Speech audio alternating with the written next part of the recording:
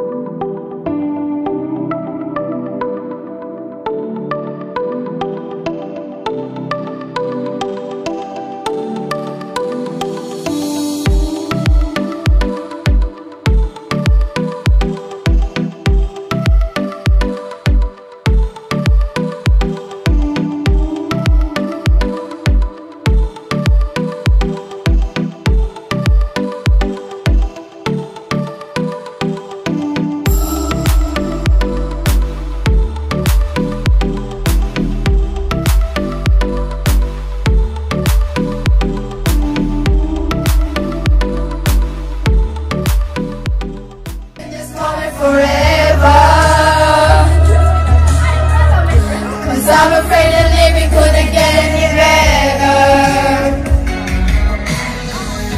Started giving up on the world forever. Until you gave me up and so we could be together. You're my angel, angel baby, angel. You're my angel baby, baby, you're my angel. Angel baby, I fall in love with the little things.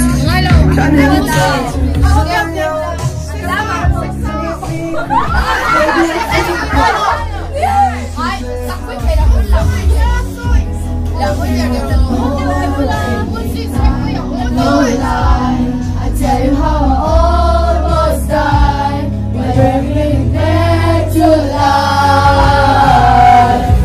I just wanna live in this moment forever.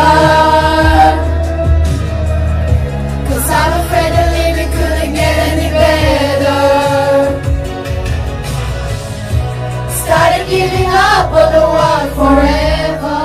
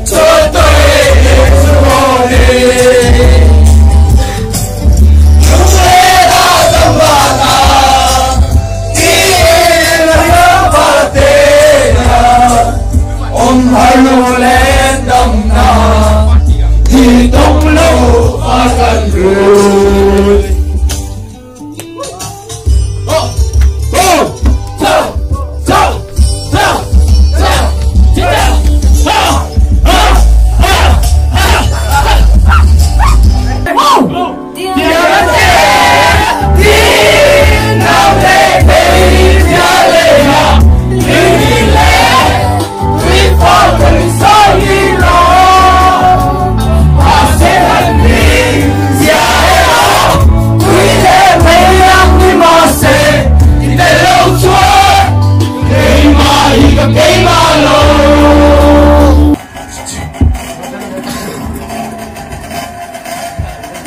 6, 7,